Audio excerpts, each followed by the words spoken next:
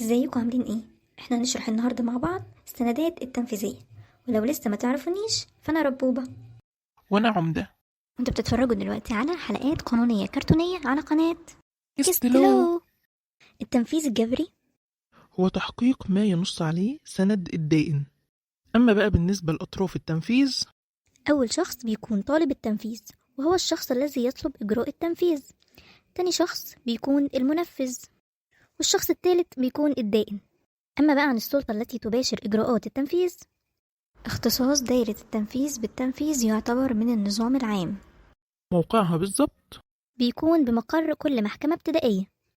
ولو انت بقى عندك شكوى، فالشكوى غالبا بتكون للمدير، مدير إدارة التنفيذ. زي مثلا امتناع موظف عن أداء عمله أو تظلم من قرار. أما بقى عن السندات التنفيذية، فالمادة 280 مرفوعات بتقول لا يجوز التنفيذ الجبري إلا بسند تنفيذي. السند التنفيذي ده بيكون أحكام وأوامر ومحررات موثقة اللي بتصدق عليها المحاكم. ولو هنتعمق شوية في الأحكام، عندنا أحكام انتهائية لا يجوز الطعن فيها، وأحكام غير انتهائية يجوز الطعن فيها. والأصل إنه بيجوز تنفيذ الأحكام جبرا رغم القابلية للطعن بالنقد والتماس إعادة النظر. ولكن المقنن حط استثناء صغير كده، اللي بيقول إن الأحكام الانتهائية يجوز وقف تنفيذها لمحكمة النقض، والمحكمة التماس إعادة النظر أن تأمر بوقف تنفيذ الحكم مؤقتا متى تحققت من شروط معينة.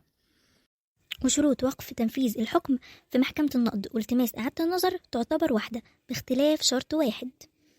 يعني مثلا في محكمة النقض طلب وقف التنفيذ في صحيفة الطعن، لكن في محكمة التماس إعادة النظر بيطلب الطاعن وقف التنفيذ تبعا للطعن. أن يخشى من التنفيذ وقوع ضرر جسيم يتعذر تداركه، تقديم الطلب قبل تمام التنفيذ، حان إلغاء الحكم المطعون فيه. أثر الحكم بوقف التنفيذ، هو طبعا بيترتب على الحكم بوقف التنفيذ آثار، زي امتناع تنفيذ الحكم إن لم يكن بدأ فيه، ومنع الاستمرار في التنفيذ إن كان قد بدأ فيه، وانسحاب أثر الحكم الصادر بوقف التنفيذ التي اتخذها المحكوم له بناء على الحكم المطعون فيه من تاريخ طلب وقف التنفيذ. يعني بينسحب أثر الحكم من تاريخ وقف التنفيذ، من تاريخ تقديم الطلب. أما الإجراءات التي تمت قبل تاريخ طلب الوقف فبتظل زي ما هي. ندخل بقى على النفاذ المعجل. وقابلية الحكم غير الانتهائي للتنفيذ بنص القانون أو أمر من المحكمة. ما هو معجل بقى؟ وسمي بالنفاذ المعجل لأن التنفيذ بيحصل قبل الحكم ما يبقى نهائي، وبيتقال عليه ساعات النفاذ المؤقت. وده لأن صحة التنفيذ متوقفة على نتيجة الطعن في الحكم. أنواع النفاذ المعجل، أول نوع هو النفاذ المعجل بقوة القانون. وطبعا لأنه بيستمد قوته التنفيذية من نص القانون مباشرة دون تدخل القاضي. لو اتكلمنا عن حالات النفاذ المعجل بقوة القانون، هما 3 حالات بس. الحالة الأولى الأحكام الصادرة في الأمور المستعجلة، والحالة التانية الأوامر على العرائض التي يصدرها القضاء. في الحالتين دول بيكون التنفيذ من غير كفالة.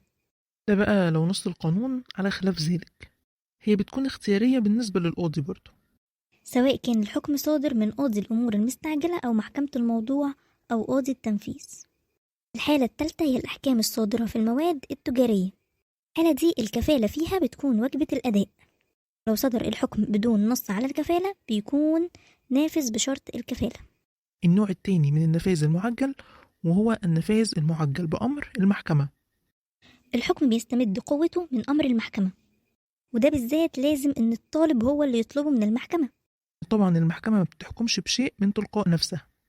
النفاذ المعجل بأمر المحكمة نصت عليها المادة 290، زي الأحكام الصادرة بأداء النفقات والأجور والمرتبات، أو إذا صدر الحكم تنفيذا لحكم سابق حائز لقوة الأمر المقضي به، أو مشمول بالنفاذ المعجل بغير كفالة.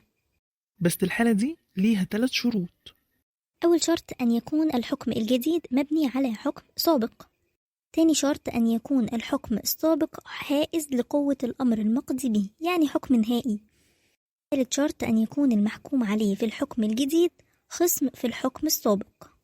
نكمل بقى بقية الحالات. لو كان الحكم مبني على سند رسمي لم يطعن فيه بالتزوير. طبعا عشان ما يكونش فيه احتمالية إلغاء الورقة وانعدام قيمتها. لو كان المحكوم عليه قد أمر بنشأة الالتزام. يعني إقراره بأن الالتزام نشأ صحيح وعدم انقضائه بالتقادم أو المقصة. كان الحكم مبني على سند عرفي لم يجحده المحكوم عليه. والجحود يعني عدم الاعتراف بيه. فهو طالما لم يجحد به يعني ملتزم بما فيه السند العرفي. لو كان الحكم صادر لمصلحة طالب التنفيذ في منازعة متعلقة به، أو لو ترتب على تأخير التنفيذ ضرر جسيم بمصلحة المحكوم ليه. طبعا المحكوم عليه في النفاذ المعجل بتكون ليه ضمانات. ضمانات بتحميه من خطر تنفيذ الحكم عليه قبل أوانه، زي إلزام المحكوم ليه بتقديم كفالة. هنفرق بين المدني والتجاري زي ما قلنا قبل كده. مثلا التظلم من وصف الحكم، إن حكم ابتدائي أو انتهائي، أو وقف النفاذ المعجل من محكمة الاستئناف أو محكمة التظلم. وده نصت عليه المادة 292. طبعا بيكون بشروط، زي أن يطلب المحكوم عليه وقف النفاذ المعجل، أن يخشى من التنفيذ وقوع ضرر جسيم، أن تكون أسباب الطعن يرجح معها إلغاء الحكم.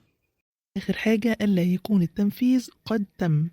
لو هنتكلم بقى عن الأثر فهنقول لو ألغي الحكم وجب إعادة الحال إلى ما كان عليه قبل البدء في التنفيذ.